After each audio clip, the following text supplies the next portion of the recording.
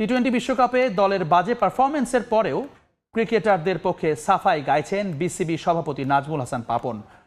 সহজ সুযোগ পেয়েও সেমির টিকিট হাতছাড়া হলেও সুপার 8 থেকে বিশ্বকাপ শেষ করতে পেরে সন্তুষ্ট বোর্ড প্রধান। ক্রিকেটাররা বাজে ফর্মে থেকে টুর্নামেন্ট শেষ করলেও নাজমুল হাসান পাপনের চোখে তারাই সেরা। বিশ্বকাপের সেমিফাইনালে ওঠার এমন সুযোগ অদূর ভবিষ্যতে আর আসবে কিনা বলা কঠিন। তবে আসর থেকে ছিটকে পড়া নিয়ে সবার যত না দুঃখ, তার চেয়ে অনেক বেশি ক্ষোভ, হতাশা, বিস্ময় শান্ত সাকিব মাহমুদুল্লাহদের খেলার ধরন নিয়ে। যদিও দেশ বিদেশে যখন ব্যাপক সমালোচনা, তখনও বড় গলা ক্রিকেট বোর্ড কর্তাদের। সংশ্লিষ্ট কারো যেন এতটুকু মন খারাপও হয় না। এই যে প্রথমবারের মতো বাচ্চা বাচ্চা ছেলেগুলা খেলতে গেছে, ক্রিকেট খেলতেছে, এই যে আমরা সুপার 8-এ উঠলাম, এর আগে তো কখনো পারিনি। আমরা হারতে পারি কিন্তু কাউকে ভয় পাই না, লড়াই করে জিতবো আমরা, এবং এটা একমাত্র সম্ভব এই নতুন প্রজন্মের মাধ্যমে। প্রশ্ন উঠেছে বোর্ডের দল নির্বাচন নিয়ে। বিকল্প খেলোয়াড় তুলে এনে পাইপলাইন শক্তিশালী করতেও কার্যকর কোনো পদক্ষেপ নেই বিসিবির। জবাবদিহিতার সংস্কৃতি না থাকায় বারবার ব্যর্থ হলেও দায়িত্বে বহাল থাকেন কোচ, ক্যাপ্টেন কিংবা কর্মকর্তারা। প্রতিযোগিতার পরিবেশ গড়ে তুলতে না পারায় দিনের পর দিন বাজে পারফরমেন্সের পরও নানা রকম তকমা নিয়ে দলে টিকে থাকেন অনেকে। অথচ বোর্ড প্রধানের চোখে এরাই সেরা।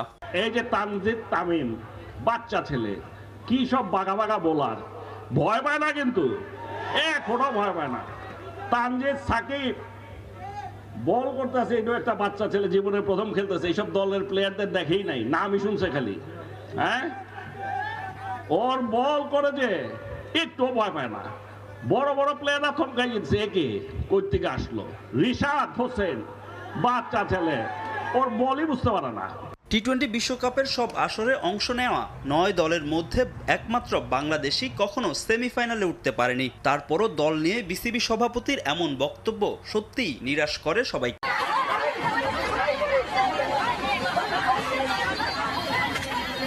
কাজটা কি ঠিক হলো? সাকিব মাহমুদুল্লাহরা দেশে ফেরার সাথে সাথেই মারতে ছুটে গেলেন একদল ভক্ত সমর্থক। গত আসরে যে পরিমাণটা ছিল $56 লাখ, বাংলাদেশি মুদ্রায় যা 65 কোটি টাকা। গত আসরের চেয়ে এবার প্রাইজ মানি প্রায় দ্বিগুণ করে ক্রিকেটের সর্বোচ্চ নিয়ন্ত্রক সংস্থা। এবার সংখ্যাটা বাড়িয়ে $11.25 মিলিয়ন, অর্থাৎ 132 কোটি টাকা করা হয়। এবারের আসরে চ্যাম্পিয়ন ও রানার্স আপ দল পাবে মোটা অঙ্কের অর্থ। চ্যাম্পিয়ন দলকে দেওয়া হবে $2.45 মিলিয়ন, যা বাংলাদেশি টাকায় দাঁড়ায় 29 কোটি, আর রানার্স আপ দল পাবে $1.28 মিলিয়ন বা 25.5 কোটি টাকা। সেমিফাইনালে বাদ পড়া দুই দলও পাবে মোটা অঙ্কের অর্থ। দুই দল পাবে $9.24 লাখ টাকা করে।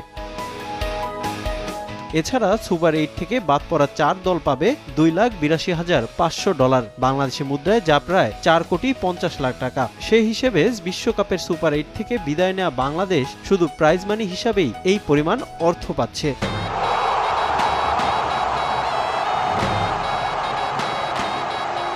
পাশাপাশি এবারের বিশ্বকাপে প্রতিটি ম্যাচ জয়ের জন্য দলগুলো পাচ্ছে $31,154। সে হিসেবে 3 ম্যাচ জেতা বাংলাদেশ পাচ্ছে $93,462 বা $1,09,77,653 টাকা। সব মিলিয়ে বিশ্বকাপ থেকে বাংলাদেশের আয় $4,75,962, যা বাংলাদেশি মুদ্রায় $5,59 লাখ টাকারও বেশি।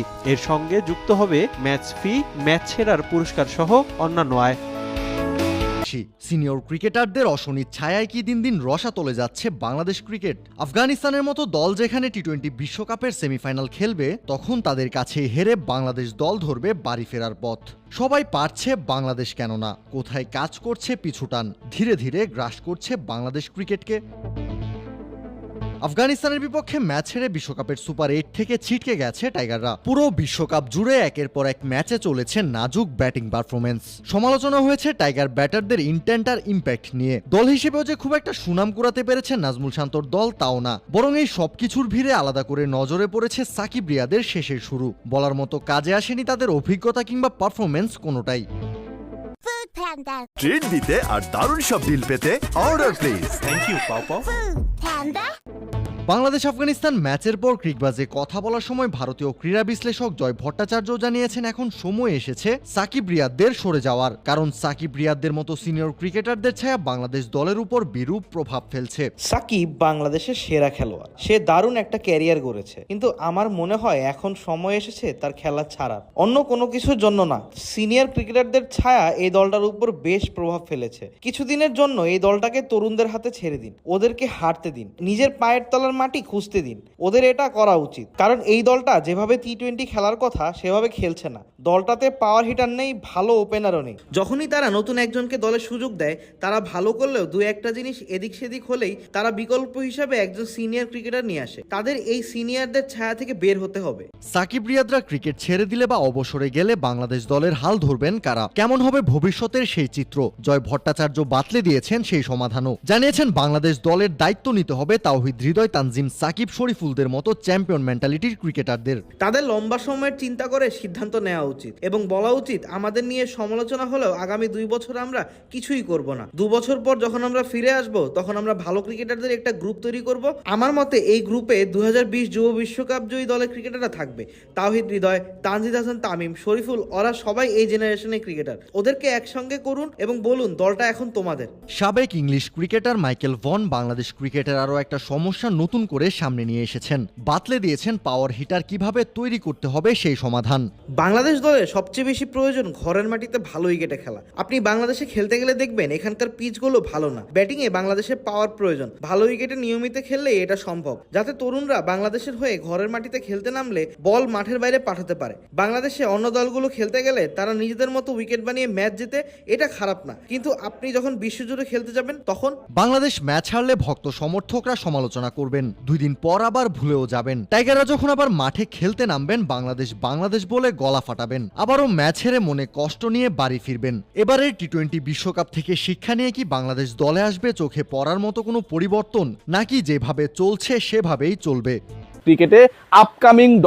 যারা হবার অপেক্ষায় রয়েছে, সেই ভাইয়েরা যখন একজোট হয়ে এই দাবিটা বিসিবির কাছে করেন যে আমরা ক্লান্তির কারণে আফগানিস্তানের বিপক্ষে যে সিরিজটা রয়েছে, আপকামিং সিরিজ, সেটা খেলবো না, কিন্তু তারাই একই সময়ে অন্তত 2টা ফ্র্যাঞ্চাইজ টুর্নামেন্ট, একটা শ্রীলঙ্কায় অনুষ্ঠিত হবে জুলাই মাসের একদম প্রথম সপ্তাহের শুরুতেই, এবং আরেকটা একই মাসের শেষ সপ্তাহে 25 তারিখ থেকে কানাডায় অনুষ্ঠিত হবে। সেই টুর্নামেন্টে খেলার ব্যাপারে একদম রেডি হয়ে রয়েছেন এবং সেই টুর্নামেন্টগুলোতে তারা খেলতেও যাবেন। তখন আসলে ওই যে ক্লান্তি, টায়ার্ডনেস, ওয়ার্কলোডের যে বক্তব্যটার কারণে তারা আন্তর্জাতিক ক্রিকেট খেলতেই যাচ্ছেন না, এবং বাংলাদেশ ক্রিকেট বোর্ড, সুমহান ক্রিকেট বোর্ড সেটাকে মেনেও নিয়েছে অনেকটা। তাহলে তাদের ওই ওয়ার্কলোড, ওই ক্লান্তির যুক্তিটা কতটুকু যৌক্তিক ছিল, নাকি এটা পুরোপুরি একটা জাতির সাথে প্রতারণার একটা শামিল? আমি যদি ক্লান্ত হই, আমি যদি এখন থেকে 15 দিন পরে মাঠে গড়ানো কোনো একটা পার্টিকুলার ইন্টারন্যাশনাল সিরিজে খেলতে অপারগতা প্রকাশ করি due to my workload and tiredness, okay, তাহলে তো আমি যেই টুর্নামেন্টটা আমি দেশে ফেরা 7 দিন পরেই শুরু হবে, এলপিএল এর কথা বলছি, সেখানটায় খেলার জন্য অবশ্যই ফিট থাকবো না। 2 সপ্তাহ পরের টুর্নামেন্টে খেলার জন্য আমি ফিট না, কিন্তু 1 সপ্তাহ পরে যে টুর্নামেন্টটা শুরু হবে সেখানকার খেলার জন্য আমি ফিট হয়ে গেলাম, বা আমি ফিট টু প্লে। এটা কেমন কথা ভাই? নাম্বার 1। নাম্বার 2, আমি 1 সপ্তাহ পরে টুর্নামেন্ট খেলে আবার একই মাসের 25 তারিখ থেকে আরেক মহাদেশে আরেকটা টুর্নামেন্ট হবে, এবং সেখানে যেতেই মোটামুটি আমার বিমানেই 30 ঘন্টা লাগবে, আমেরিকা কানাডায় যেতে এরকম সময়টাই লাগে। সেখানে আবার আমি খেলবো, এলপিএল খেলার পর টায়ার্ড থাকার পরেও সেই টায়ার্ডনেস আমার মধ্যে কাজ করবে না, কারণ আমি কানাডায় গিয়ে খেলবো। এটা আবার কোন ধরনের ওয়ার্কলোড ম্যানেজমেন্ট? জাতীয় দলের ক্ষেত্রে খেলার সময় আপনাদের সব ওয়ার্কলোডগুলো চলে আসে, কাজের প্রেশার চলে আসে, বিশ্রামের প্রসঙ্গ চলে আসে, কিন্তু এই আপনারাই যখন ন্যাশনাল টিমের খেলার আগেই অন্য আরেকটা টুর্নামেন্ট খেলছেন, ঠিক তখন তাদের ওয়ার্কলোড নেই। আমি যদি পুরো ব্যাপারটাকে সামারাইজ করে বলার চেষ্টা করি, উদ্দেশ্যটা খুব সিম্পল। উদ্দেশ্য হচ্ছে জাতীয় দলের হয়ে আফগানিস্তানের বিপক্ষে ইন্টারন্যাশনাল সিরিজে যদি বাংলাদেশ খেলে, ওই ক্রিকেটারদের তো অ্যাভেলেবেল থাকতে হবে, তাহলে তো তারা ফ্র্যাঞ্চাইজ ক্রিকেট খেলতে পারবে না। ফ্র্যাঞ্চাইজ ক্রিকেট মানে কি, এটা তো আপনারা জানেন, তাই তো? সো ওই জায়গাটা তারা মিস করতে চায় না। তারা যেটা চায় সেটা হচ্ছে কোনোভাবে এই সিরিজটা স্থগিত হলে আগামী মাসটা পুরোটাই তাদের জন্য ওপেন, অ্যান্ড দেন তারা তাদের পছন্দসই ফ্র্যাঞ্চাইজি ক্রিকেটে খেলতে পারবেন।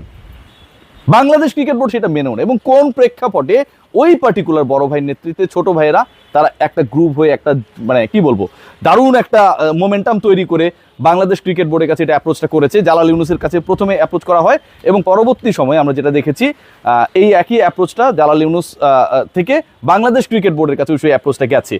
অ্যাপ্রোচটা করা হয়েছে কখন জানেন? অ্যাপ্রোচটা করা হয়েছে বাংলাদেশ দল যখন এবারের বিশ্বকাপে সুপার 8-এ পৌঁছেছে। সুপার 8-এ পৌঁছানোর পরে একটা তো অবস্থা তৈরি হয়েছে যে বাংলাদেশ ভালো খেলেছে, তারা 4টা ম্যাচে 3টায় জয় পেয়েছে, যদিও তার 2টা হচ্ছে নেদারল্যান্ডস এবং নেপালের বিপক্ষে। সো